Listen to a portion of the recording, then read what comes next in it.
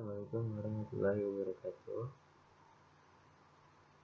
Yang terhormat dosen manajemen operasional Ibu Vera Sylvia Saragisution. Sebelumnya izin untuk memperkenalkan diri. Saya Muhammad Sukron dengan NIM 22107160 dengan prodi manajemen. Di video ini saya akan memaparkan materi tentang strategi tata letak untuk memenuhi tugas PTN 10 manajemen operasional.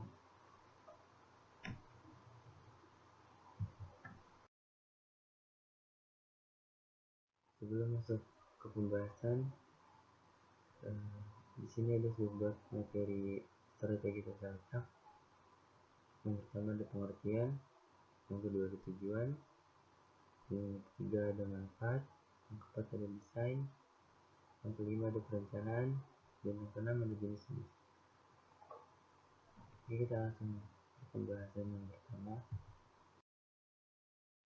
Pengertian dari tata letak. Tata letak atau layout merupakan pengaturan peralatan untuk menciptakan area kerja yang efisien, aman, dan ergonomis. Dengan tata letak yang memiliki prinsip desain yang baik akan menghasilkan tingkat efisiensi dan produktivitas karyawan yang tinggi. Tata letak juga mempunyai keputusan A. Penempatan mesin-mesin pada tempat terbaik dalam pengaturan produksi seperti di pabrik-pabrik. Yang B. Kursi dan meja-meja pada pengaturan kantor. Yang C. Pusat pelayanan, contohnya seperti pengaturan rumah sakit atau departemen store. Tata letak yang efektif membantu perusahaan mencapai sebuah strategi yang menunjang strategi bisnis yang telah ditetapkan di antara definisi biaya rendah maupun respon yang cepat. Selanjutnya, tujuan tata letak. Tujuan utama yang ingin dicapai dalam perencanaan tata letak fasilitas pabrik pada dasarnya adalah untuk meminimumkan biaya atau meningkatkan efisiensi dalam pengaturan segala fasilitas produksi dan area kerja. Tujuan tata letak yang lainnya yaitu 1. Menggunakan ruang yang tersedia seefektif mungkin. 2. Meminimumkan jarak angkut dan biaya penanganan. 3. Menciptakan keseimbangan dalam proses produksi. Yang keempat, menyederhanakan proses produksi. Kelima, mendorong semangat dan efektivitas kerja karyawan. Yang keenam, keselamatan kerja dan barang-barang yang sedang diproses. Yang ketujuh, menghindari berbagai bentuk pemborosan.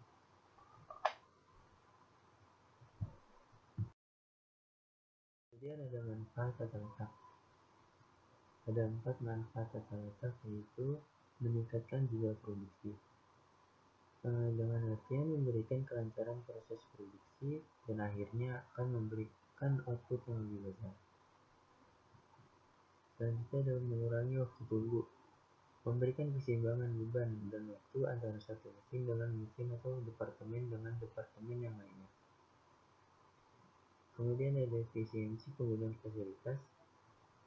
Di sini berarti dapat menciptakan pendayagunaan elemen produksi seperti tenaga kerja, mesin, maupun peralatan yang lain lebih efektif dan efisien. Dan manfaat selanjutnya ada kepuasan dan keselamatan, yang berarti dapat menciptakan suasana ruang dan lingkungan kerja yang nyaman, aman, tertib dan rapi, sehingga kepuasan dan keselamatan kerja akan lebih ditingkatkan.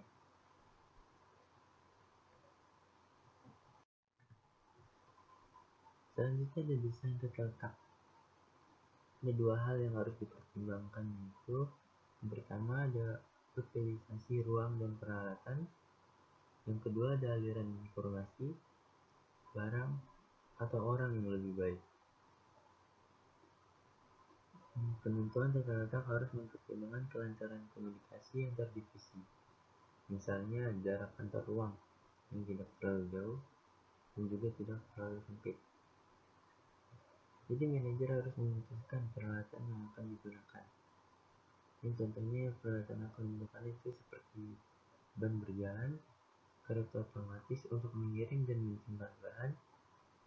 Ban berjalan itu adalah ban atau sabuk yang terhubung kedua atau lebih katrol yang berputar yang digunakan untuk mengangkut material.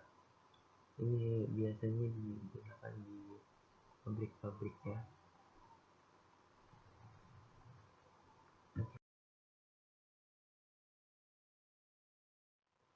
Perencanaan tata letak. Di sini ada beberapa hal yang dapat membantu dalam perencanaan tata letak atau layout. Yang pertama itu ada atap cukup tinggi, yang berarti hal ini memudahkan perusahaan untuk mengatur penerangan dan sirkulasi udara. Yang kedua ada gang-gang cukup lebar. Ini akan memudahkan arus barang dan manusia dan juga memudahkan perawatan fasilitas perusahaan. Yang ketiga ada daya tahan lantai dan bangunan.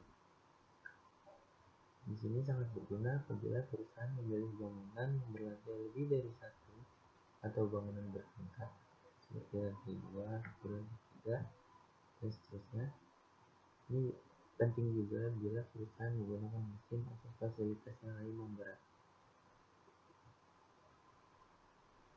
Yang keempat, dudukan mesin yang fleksibel. Ini penting untuk memudahkan perawatan dan pergantian mesin.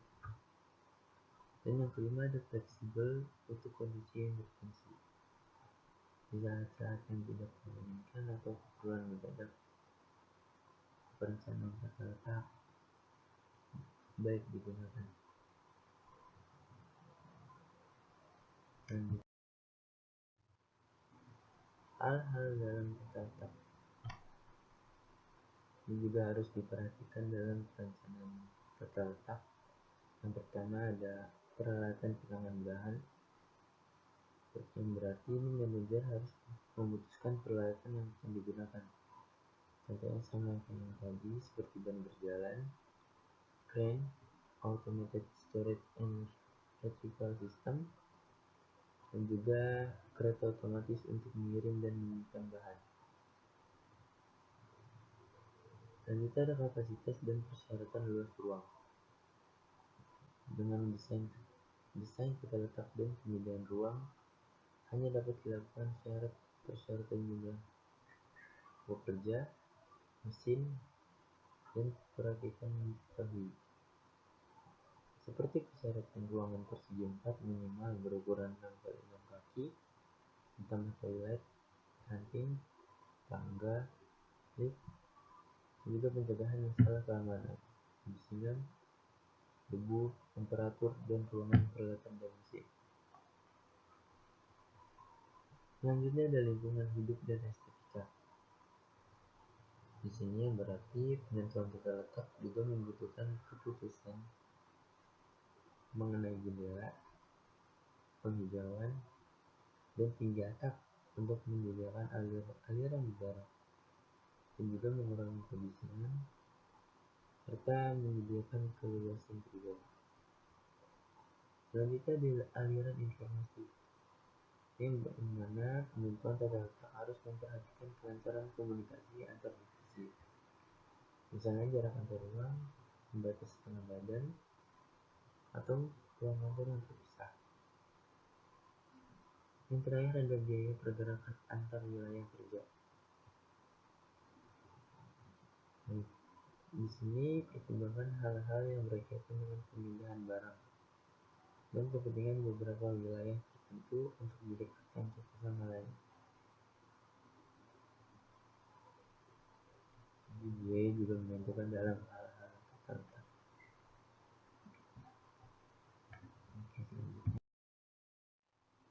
Jenis-jenis tata letak.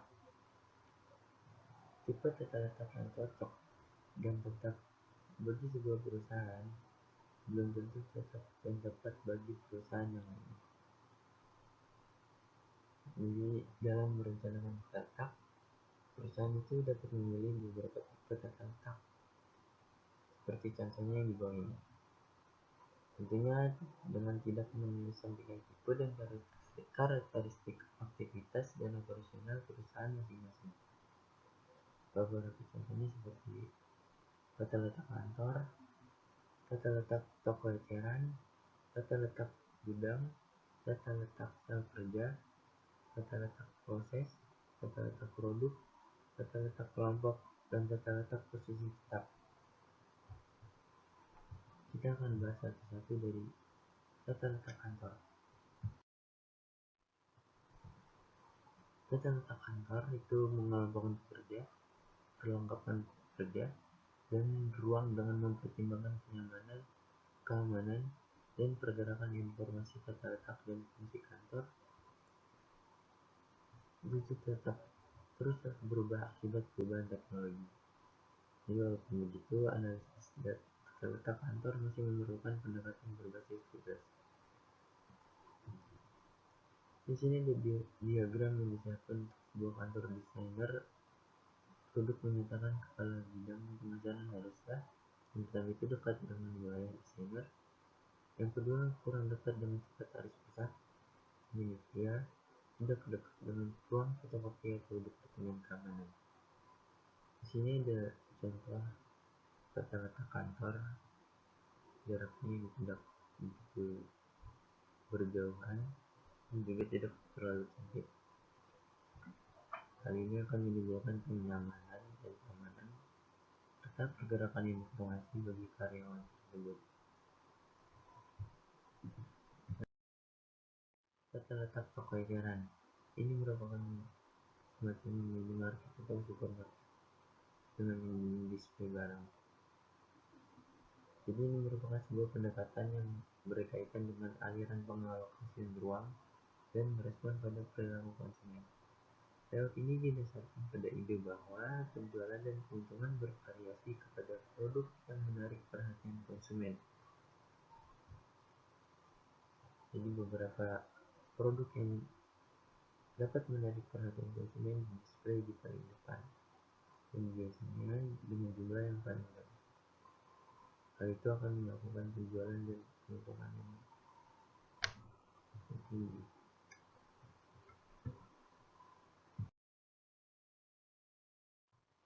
Ada tata letak gudang. Tujuan tata letak gudang atau warehouse layout adalah untuk menentukan titik optimal antara biaya penanganan bahan dan biaya-biaya yang berkaitan dengan luas ruang gudang.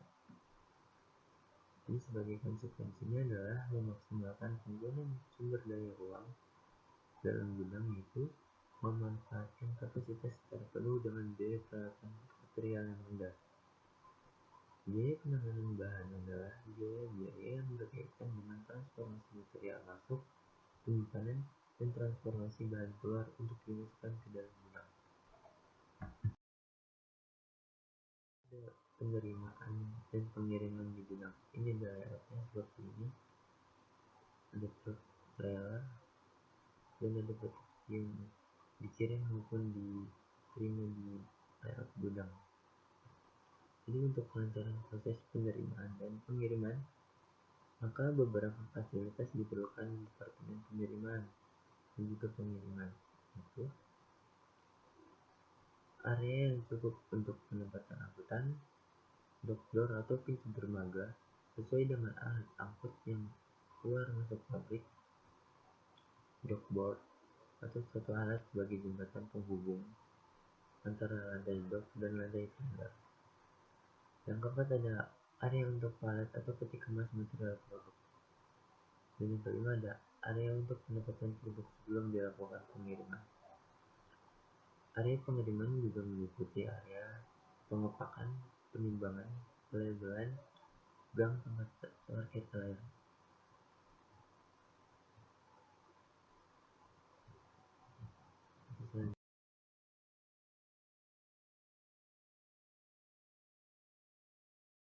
Sel kerja. Jadi sel kerja atau work cell adalah untuk mengatur ulang orang dan mesin yang biasanya tersebar pada departemen proses yang beragam dan sewaktu mengatur mereka dalam sebuah ruang kecil, sehingga Mereka dapat memutuskan perhatian dalam membuat satu produk atau sekumpulan produk yang saling berkaitan.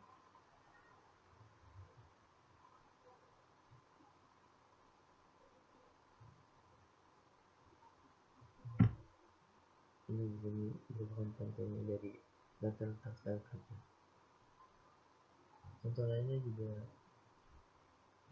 terdapat bahwa sel kerja berbentuk U, data letak berbentuk letter U, itu juga dapat mengurangi pergerakan bahan dan karyawan.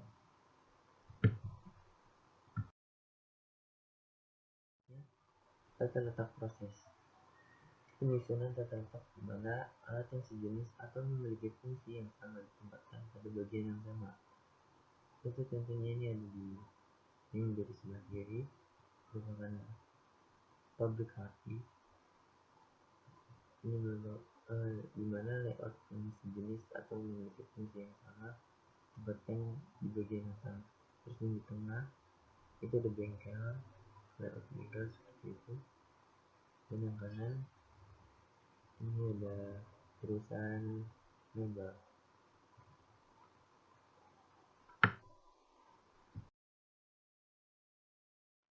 Tata letak produk. Tata letak ini untuk proses produksi standar dan massal.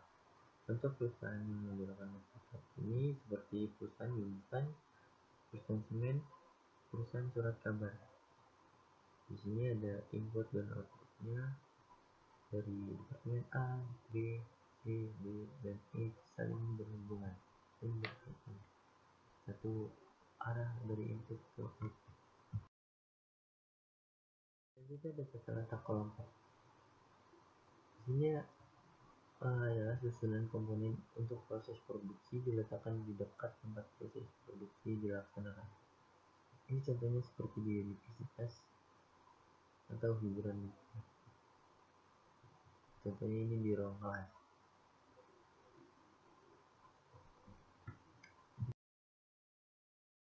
Produksi tetap. Jika dalam layout lain produk yang bergerak sesuai tahapan produksinya, maka pada tahap ini justru sebaliknya produk tidak bergerak dan bahan baku dan alat lainnya mendatangi produk. Contohnya seperti bengkel industri pesawat, kapal, kereta, pembuatan kapal, jalan raya, jembatan, dan rumah. Di sini ada contohnya kapal laut yang sedang berada di bengkelnya atau sedang diperbaiki. Jadi quality control, ganti mesin, quality warehouse, warehouse material itu mendatangi sebuah kapal. Dan kapal memiliki tata letak posisi yang tetap.